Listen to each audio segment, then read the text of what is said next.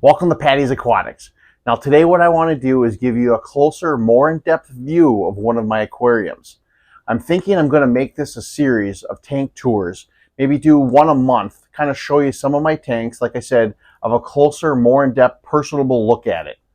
In this one, what I want to do is take a closer look at my 20-gallon that houses my Koi Swordtails.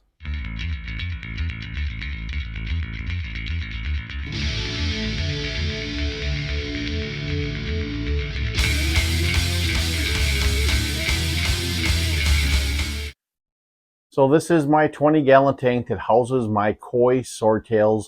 I also have cherry shrimp within it. Now, a little history. This is actually the second tank I own down here. I got this used and I originally bred albino bristlenose plecos in here. And I just had gravel in it at the time. And then it kind of transferred over to be one of my first dirted tanks. It was the second one I actually put up. It was dirted and had pool filter sand on top, and it housed a pair of apistos, which I never wound up was able to breed. And some of the scape was still in there the same as it is then, which are some rocks, but it has changed over a few times since then. If we go back to it, I used to have some guppies in here. They were orange mixed guppies, and it was very thick with Valsinaria. And I transplanted a lot of that out from a past video, which I can show you some clips here, and wound up rescaping it with all this Ludwigia. And I kind of made a forest out of it, and I really enjoy the look of it. And it's grown so much that I just recently had to trim a lot of it because the stems near the substrate were bare because it grew up. So I trimmed a lot of it off the top and then transplanted it back down into the substrate and made the entire thing thick and heavy planted again from the bottom. And it seems that these swordtails they're very skittish, a lot of them. And by putting those plants back down there, they seem to be a little more friendly or not hiding in the back anymore. But that's kind of the history of this tank. I got these Koi Swordtails at a local fish store, I don't know, maybe like 2 years ago. They moved through a different couple tanks, and these are actually all babies of the original 6 that I had got. They were in a 29-gallon tank, the original 6 that I had, and they bred a little bit. And then I wound up putting them upstairs when I had my 75-gallon puffer tank up there, and they were breeding proficiently up there. The problem is my Fahaka puffer would always want to eat the pregnant females. So I wanted to start the line again. So that's why I rescaped this tank down here with this Ludwigia and got rid of those guppies at a previous swap meet I went to and put the Koi Swordtails in here. And they have bred. It's been a little slower than I had anticipated. There are 2 definite males in here and quite a few females, to be honest with you. And they have had some babies. I have about 6 or 7 in here, not as many as I thought, so I'm assuming some have gotten eaten. Otherwise, there would be a lot more.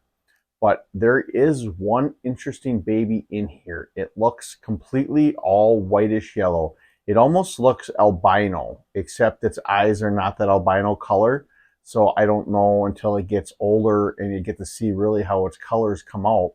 But as of right now, it has no color other than just that whitish color. So that'll be an interesting one to see how that turns out. But as far as back to plants, the other plants that I do have in here, like I said, it's lots of Ludwigia. But I also do have some cryptocorns in here. Again, I can't remember which one it is. I want to say it's Wendenti, but I'm not 100% positive on that. So, don't quote me. But I also have some Pogo stem Enstellatus octopus in the back right corner, or probably left corner by the way you're looking at it. And then I have a little bit of hunk of pearlweed that actually rose to the top. Now, the funny thing with that is I don't remember putting any in here. I must have at some point or had a little piece that made its way in here, because I thought it was a bunch of string algae. So I was sitting there pulling some out the other week, and all of a sudden I'm looking and I'm like, this is not string algae. This is actually pearlweed. So I left it in there because that's a nice little nesting spot for fry to go into to get safe and hide from the parents from getting eaten. And it's also a nice spot for shrimp to hide in and do the same. So that's in there. Then I also have some Anibius Nana Petite on a log that I glued on down in that bottom left corner. And that one's starting to grow real well too. And that's a clipping from an original plant. It's actually one of the first plants I ever bought for plants in any aquarium about like 4 years ago, 5 years ago, something like that. Was I bought Polostemon stellatus octopus, Dwarf Sagittaria, and then this Anibius. And this Anibius is still part of the original plant that I had gotten 4 years ago. I had just trimmed it and kind of transplanted it throughout some of the tanks, and this is one parts of it still. As far as scape, the hardscape, all the wood that you do see in there that you can see through the thick vegetation of plants is all wood that I collected on the shores of Lake Michigan this past summer. I was on a hunt quite a bit this past summer, finding driftwood and also finding sand. And this is some of the wood that I did collect to put in here. A lot of my other tanks are very heavy on Valsinaria and Dwarf Sag, and there was lots of Valsinaria in this tank. But the one thing I did find an issue with that plant when it came to the dirty tanks is, like I've said in some past videos, if you watched, they kind of have a mind of their own. So they keep propagating and propagating, and it would get so thick all the way to the front. It wasn't much room for the fish to actually swim where you could actually see them. Now, they probably felt more comfortable to be able to hide in the back there, but I didn't like it for managing as well, because then you'd have to pull them out of the sand, and if you let it go too long, those roots would reach the dirt level, and you'd pull it up and you'd get a cloud of dirt within your aquarium and your water column. And I never really liked that either. So I decided to go no Valsinaria or Dwarf Sag in this tank, because I wanted to see what it would look like. And I'm honestly pleasantly surprised by the look of the thick Ludwigi in here. I find it very interesting, and I like it quite a bit. Other than that, I believe that is all the plants that I do have in here, besides the pothos that is rooting from the surface that's hanging up above. But as far as the substrate, like I said, this was my first dirty tank. And after I rescaped it and I pulled all that Valsinaria out of there, I had such a mess in here. And I can show you some clips from that video. And there was little pieces of dirt within the entire substrate.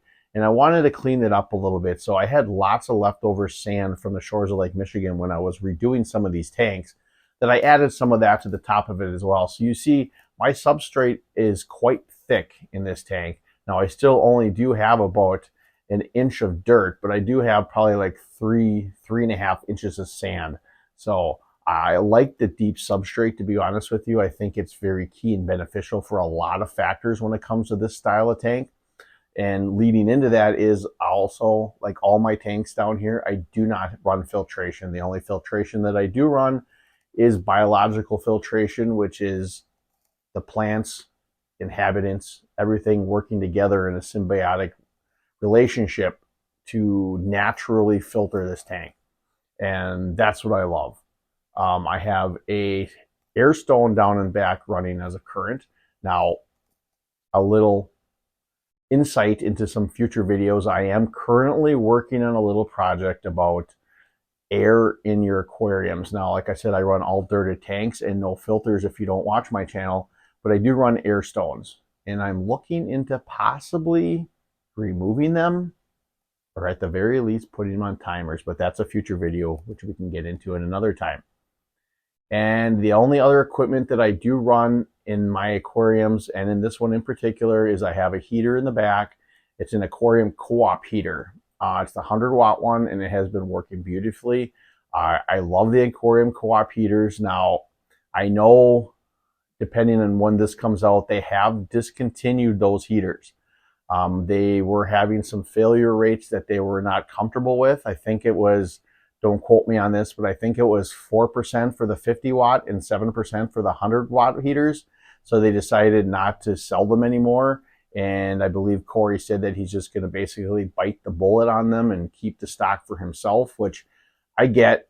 But I still love his heaters. The problem is that the heaters are basically probably the the worst component that you can have in your aquarium as far as trusting wise. Now, a lot of tanks need them for the fish and plants for that matter, depending on where you live and how you do your tanks. But it's very hard to trust a heater. And I love the Aquarium Co-op's heaters more for anything was because of their customer service. If something went wrong and you told them, they always would take care of you. So, I mean, I'm getting sidetracked from this tank tour, but I just wanted to say that I appreciate Aquarium Co-op's honesty and their way to work with hobbyists, because they are true hobbyists at heart.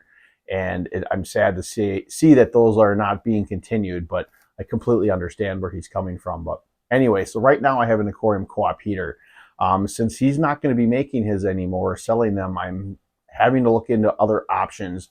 And that's kind of what I'm looking at right now, because I do need to get a few spares just in case, because I do live in Wisconsin and we get cool winters. And down here in the basement where my tank is located, if I don't run a heater, these water temperatures will get down into the low 60s. So anyway, these fish, the Koi Swordtails, now these are some of my favorite fish down here. I love the colorations between them, between the black, the orange, and the white. And when you have the babies, you just never know what they're going to come out as. And that's the fun part about these live bears and fish like that, because you never know what kind of color variations you'll get. That's a big reason why I'm fans of a lot of times live bears, because if you get bored with a certain strain, now I'm not opposed to it. I'll start another tank with a few mix of this one and that one just to kind of see what I get and stick it in my mixed guppy tank, because I love looking at those variations. Now, I'm not mixing these guys, but the fact that they have all these different color variations to begin with is very exciting. And I love the anticipation of not knowing what you're going to get. Like I said, that with that all white one, you know, I think that's very cool. And I'm very curious to see as it gets older, will it continue with that white color or not? But, well, that I believe will top off here my tour of this 20-gallon high tank that houses my Koi Swordtails. I have some cherry shrimp in here, like I said, and lots of snails, lots of plants, lots of dirt. Well, I hope you enjoyed that video. If you did, please consider hitting that subscribe button. But if you do, make sure you hit that notification bell, because like I said, I plan on putting out more of these tank tours and you don't want to miss any of them. And then always remember to think outside the box and take a step back into nature here at Patty's Aquatics.